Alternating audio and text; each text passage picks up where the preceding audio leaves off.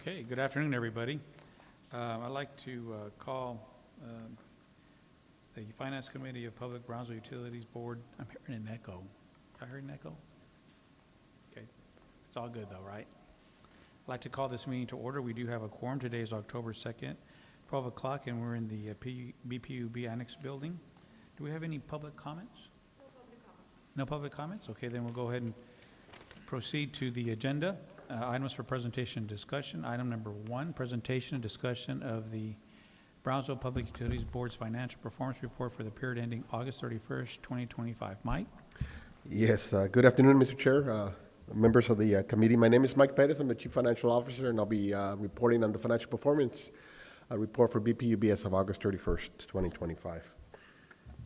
So here we've got the executive summary that focuses on 7 categories.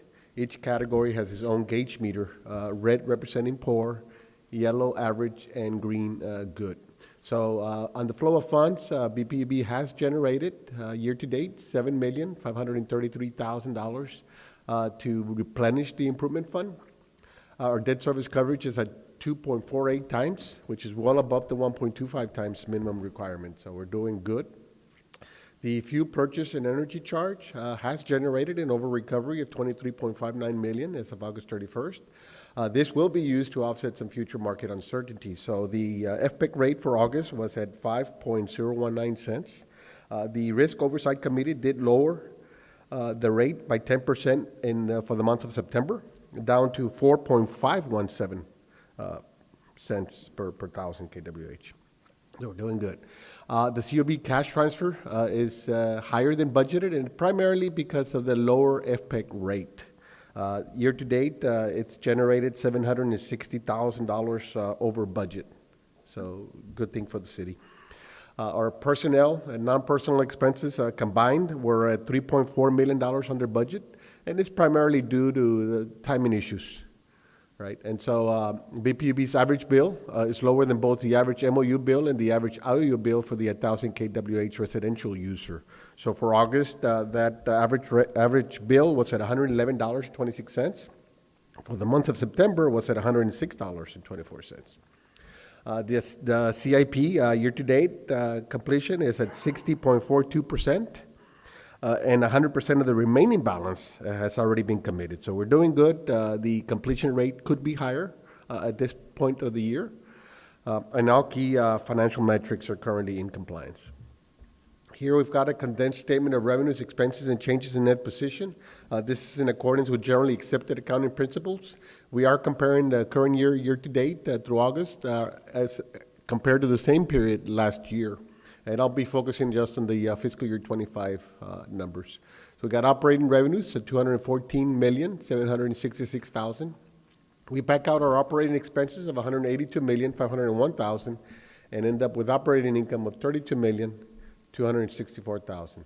We then back out the net non-operating expenses of $15,795,000 and end up with an income before capital contributions of $16,469,000. Now we do add back in the capital contributions year to date of $16,652,000, and we end up with an increase in net position of $33,121,000. Adding this to the net position at the beginning of the fiscal year, we do end up with a net position at the end of the period of $508,257,000.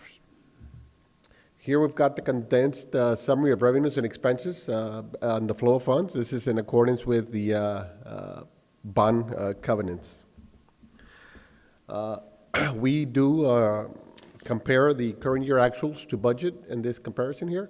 I am going to focus just on the year-to-date actuals. So we got operating revenues of $204,209,000. We add in other revenues of $23,886,000. End up with gross revenues of $228,095,000. We then back out the fuel and the Southwest Regional Water Authority contributions of $72,102,000 and end up with adjusted gross revenues of $155,993,000. This is the basis for the city's 10% transfer calculation, so the city is entitled to $15,599,000 off of that. We then back out the other requirements for O&M non-operating debt service of $117,024,000 and end up with the balance available after requirements of $38,000,000 $968,000. Now we back out the total cash utility benefit to the city of Brownsville of $15,599,000 and end up with the balance available for transfers out of $23,369,000. These funds are then used to fund our CIP and cash and reserves in the amount of $15,835,000, leaving a balance to replenish the improvement fund of $7,533,000. And here again, our debt service coverage ratio year to date is at 2.48 times. This concludes my financial presentation. I'll be glad to answer any questions. No questions for me. Oh, good report. Thank you, Mike. Thank you. Next item, update from Burton McCumber Longoria LLC on progress related to the annual financial statement audit for fiscal year 2025. Yes, Mr. Chair. So here with us today is Mr. Jose Diaz, the audit manager with Burton McCumber and Longoria, to provide the Finance Committee with a progress update of BPUB's fiscal year 25 audit. Jose?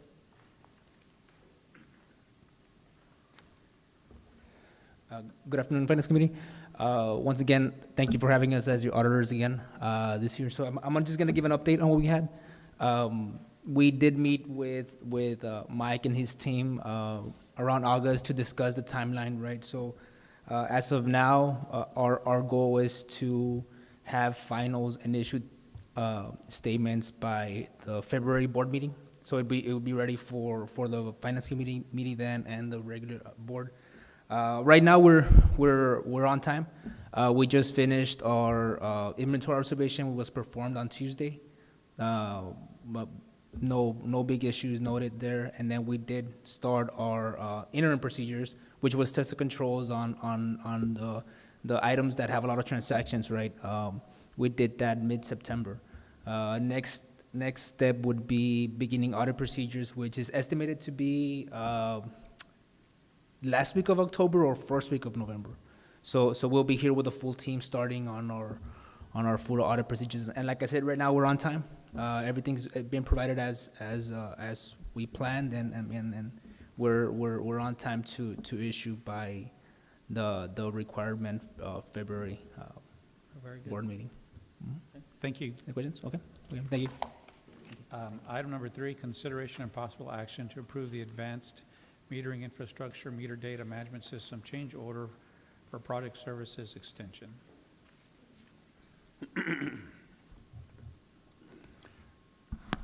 Good afternoon, Chairman, members of the board. This item pertains to an extension of the project deadline. Originally, we were hoping to go live in October. I believe we're pushing it back to December. There were a couple of issues that popped up that we needed to deal with, and in moving the date back, we needed some help from on the MDM system, mainly due to in pushing the date back. Mainly, the reason that we need the additional help on the project is that we don't have staff on board to handle those types of issues. So we needed the consultants to help us with the issue that was causing the delay, and we're asking for the additional $41,000 in the go live portion. Okay. The meter data management system is the system that actually brings in the data from the electric and water meter systems. The data from each system comes to the head-end system, and then from the head-end system, it comes to the meter data management system, and that brings it into the billing system. Any questions? So this will, basically, we're asking the consultant to help us resolve the issue. But is this going to resolve the issue, or they're just going to tell us this is the issue and this is what you need to do to resolve it? We're working on the issue already. It's already being resolved. Okay. We have about 5 different teams working on this. 3 of the teams, it was just push back the date, no cost, because it's just a delay in their work. In 2 cases, we actually needed help from them to help us fix the problem. this is one of the issues where they're actually helping us work on the Sure. problem right now. Okay. So So the the- root cause is known and you're working through it? Exactly, Okay. I exactly. didn't know if this was like an assessment, like I'm gonna No. help you find it and then you're No, gonna come thi- back and this is say, hey, boot- we boots need on the more. ground. Yeah. Okay. Okay. You want to put it on the consent or do you want to put it on the regular? And we're funding it from the contingency fund. So we're still within budget. Yeah. Sure. Okay. I think the committee's okay with us putting it as a consent agenda item. Do we need to make a motion on that, or you're just going to do that? Just do it? Okay. All we'll do is we'll include on the agenda that this was brought forward for the committee, and the committee recommended to put it on consent, and so then I'll go on the consent, and then Okay. we'll just make that a notation. Okay. Cool. So we Thank just- you, Eddie. The last item on our regular agenda is consideration and possible action for payment of the annual maintenance support fee for the customer information system. Yeah, this is just the customer information system is a system that does all the billing for PUB. It collects the meter reads, it does the billing, it houses all the customer information. So this is the annual maintenance fee that we pay for that system. No Okay. change in the fee, no surprises. I think there was a slight increase. Typically, our software increases between 3 to 4% every year, Okay, but there were no major changes. okay. So go on, I guess consent as well. Yeah. Very good. I think there's no other business. I entertain a motion to adjourn. I motion to adjourn. Okay, second. All those in favor? Aye, we are adjourned. Thank you.